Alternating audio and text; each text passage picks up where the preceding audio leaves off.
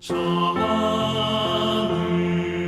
황금길 나 올라갈 때에 시온산 언덕 위에서 시온산 언덕 위에서 수많은 천사들 날 인도하리라. 저 밝고 묘한 시온산 향하여 가세. 내 주의 찬란한 성에 찬송하며 올라가세. 내 눈물 다 씻고 내 찬송 부르리. 저 임마누엘 주 앞에 저 임마누엘 주 앞에 나 영광 누리리. 나 영광 누리리. 저 밝고 묘한 시온산 향하여 가세. 내 주의 찬란한 성에 찬송하며 올라가세.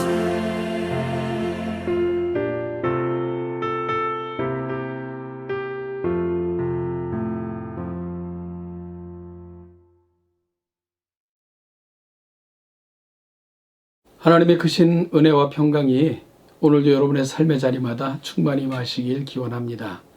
기도하겠습니다. 하나님 아버지, 토요일 이 아침을 우리 하나님과 함께 동행하기를 소망하며 말씀 앞에 섭니다. 한 주를 돌아보며 겸허하게 살피고 새로운 한 주를 준비하는 복된 날이 되게 하옵소서. 내일은 거룩한 주일입니다. 예배하며 하나님의 성도들과 교제함을 사모하게 하시고 그렇게 충만함을 허락받아 또 우리에게 맡겨주신 삶들을 온전히 하나님의 뜻을 이루어가는 날들로 삼을 수 있도록 그리 인도하여 주옵소서. 오늘도 말씀을 함께 나눌 때에 깨달음을 주시고 말씀에 대한 열정과 말씀대로 살고자 하는 귀한 결단이 우리 가운데 충만한 복된 시간이 되게 하여 주옵소서. 감사드리며 예수님의 이름으로 기도하옵나이다. 아멘. 오늘 함께 나눌 하나님의 말씀은 누가복음 20장 41절부터 21장 4절 말씀까지를 같이 보겠습니다. 먼저 20장 41절 말씀부터 같이 읽겠습니다. 예수께서 그들에게 이르시되 사람들이 어찌하여 그리스도를 다윗의 자손이라 하느냐. 시편에 다윗이 친히 말하였으되 주께서 내 주께 이르시되 내가 내 원수를 내 발등상으로 삼을 때까지 내 우편에 앉았으라 하셨도다 하였느니라.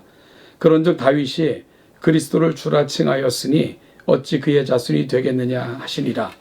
모든 백성이 들을 때에 예수께서 그 제자들에게 이르시되 긴 옷을 입고 다니는 것을 원하며 시장에서 문안 받는 것과 회당의 높은 자리와 잔치의 윗자리를 좋아하는 서기관들을 삼가라. 그들은 과부의 가산을 삼키며 외식으로 길게 기도하니 그들이 더 엄중한 심판을 받으리라 하시니라. 예수께서 눈을 들어 부자들이 헌금함에 헌금 넣는 것을 보시고 또 어떤 가난한 과부가 두 렙돈 넣는 것을 보시고 이르시되 내가 참으로 너에게 말하노니 이 가난한 과부가 다른 모든 사람보다 많이 넣었도다. 저들은 그 풍족한 중에서 헌금을 넣었거니와 이 과부는 그 가난한 중에서 자기가 가지고 있는 생활비 전부를 넣었느니라 하시니라. 오늘 본문은 세 파트로 구성되어 있습니다. 41절부터 44절까지는요. 예수 그리스도께서는 예루살렘의 지도자들에게 자신은 다윗의 자손으로 오셨지만 또한 다윗의 주가 되시는 분이시다 하는 것을 일깨워 주시는 부분이고요. 45절부터 47절은 예수님께서는 제자들에게 형식을 좋아하고 권위와 명예를 좇는 율법학자들을 조심하라 라고 말씀하십니다. 그리고 이어지는 본문 21장 1절부터 4절은 예수님께서는 온 마음과 정성을 다해 자신의 가진 전부를 드린 과부를 통해 하나님을 섬기는 것이 무엇인가 하는 섬김의 도를 가르치시고 계십니다.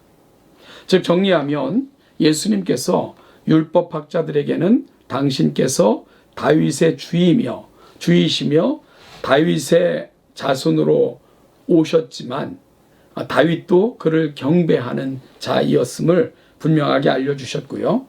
제자들에게는 돈과 명예, 권력, 형식과 전통에 얽매이는 삶을 경계하셨고요. 또한 과부의 비유를 통해서 하나님 앞에 우리가 어떻게 나가야 되는가 하는 것을 보여주고 계신 것이 우리가 오늘 함께 읽은 본문이 가고 있는 자리입니다. 예수님께서는 오늘 본문을 통해 예수 믿는 사람들로서 추구해야 되는 삶이 있음을 알려주고 계신 것이죠. 먼저요, 예수님께서는 오늘 말씀을 통해서 주님을 더 깊이 알아가는 그런 삶을 살 것을 제자들에게 요청하고 계십니다. 예수님께서는 시편 110편을 인용하시면서 다윗이 장차 오실 메시아를 가리켜 예루살렘의 지도자들에게 그리스도께서 다윗의 자손으로 오셨지만 다윗의 주가 되시는 분이심을 분명하게 일깨워 주셨습니다. 사실 당시 유대인들은 다윗의 자손으로 오심이라는 개념 속에서 정치적인, 즉 다윗의 시대를 재건할 메시아를 기대하고 있었습니다. 따라서 이들의 기대를 따라가다 보면 오늘 이 땅에 오신 예수 그리스도는 그들의 주님으로 영접될 수가 없었고요.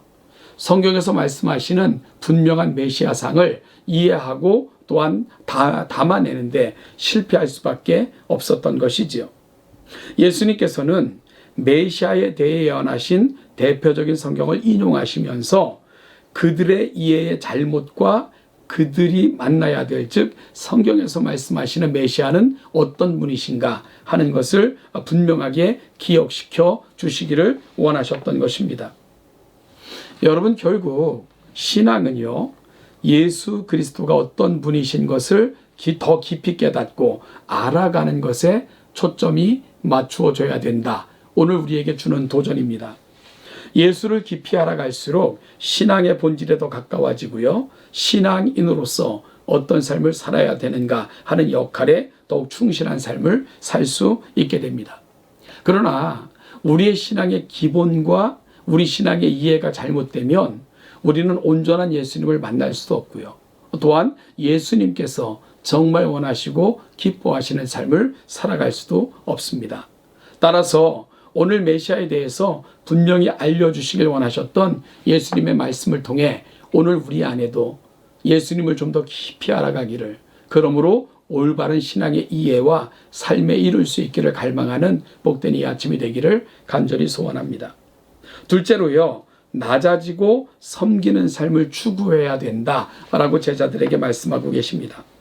예수님께서는 예복을 입고 다니기를 좋아하고 사람들에게 인사받는 것을 좋아하고 높은 자리와 윗자리를 좋아하고 가난하고 소외된 자들의 가산을 삼키고 남에게 보이기 위한 의도로 그렇게 길게 기도하는 율법학자들을 조심하라 하고 제자들에게 당부하셨습니다. 여러분, 이 같은 모습은 당시 유대 지도자들의 보편적인 모습이었습니다. 그리고 이렇게 사는 사람들을 세상은 성공한 자다, 높은 자다라고 말하기도 하죠. 그런데 예수님은 그리스도인들은 거꾸로 살아야 할 것을 말씀하고 계셨고요. 그리고 이와 같은 사실을 손수 보여주신 것입니다. 가장 높고 귀한 하늘 보좌를 버리시고 친히 가장 낮은 곳, 가장 천한 곳으로 내려오셨습니다. 그리고는 자신의 모든 것을 비워 누군가를 채워주셨고 충만케 하는 삶을 사셨던 분, 그분이 바로 우리 예수님입니다. 그리고 말씀하시기를 내가 주와 선생이 되어 너희에게 모범을 보였으니 너희도 이와 같이 행하는 것이 마땅하다라고 말씀하셨습니다. 여러분, 주님께서는 십자가를 앞에 놓으신 마지막 순간까지도 제자들에게 이와 같은 온전한 제자도를 실천하는 자로 살 것을 간곡하게 부탁하고 계신 것입니다. 그리고 그것은요, 바로 제자의 삶이라는 것은 예수님처럼 낮아지고 또한 섬기는, 그리고 겸손함으로 자신을 희생할 줄 아는 그러한 삶을 제자들에게 요청하고 계신 것이지요. 2023년 저희 동천교회는 성육신의 정신으로 라는 표어를 갖고 시작을 했습니다. 가장 높은 곳에서 낮은 곳으로 스스로 천한 자처럼 되시면서까지 우리를 높이신 예수 그리스도, 바로 낮아지시고 섬기시고 희생하신 그 성육신의 정신이 우리 안에 다시금 결단되어지는 복된 시간이 되기를 간절히 소망합니다. 마지막으로 우리가 가진 전부를 드리는 삶을 살아야 된다라고 도전하고 계십니다. 예수님께서는 계산하며 자신이 가진 것의 일부를 과시하며 드리는 과부들이 아니라, 비록 가진 것 별로 없었지만 그럼에도 불구하고 최선을 다해 가장 귀한 것으로 전부를 하나님께 드렸던 과부, 그를 바라보시며 칭찬하시고, 그리고 제자들에게 이 같은 일을 하나님 기뻐하신다라고 도전하고 계십니다. 여러분, 누군가를 사랑함에 있어 아까운 것이 있다면 그건 진정으로 사랑하는 것이 아닐 것입니다.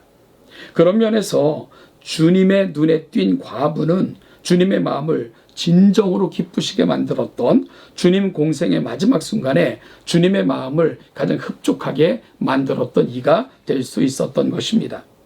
우리는 우리가 가진 것들을 계산하지 말고 기꺼이 주님 발 앞에 내려놓고 주님께 온전히 내어드리는 삶을 추구해야 됩니다.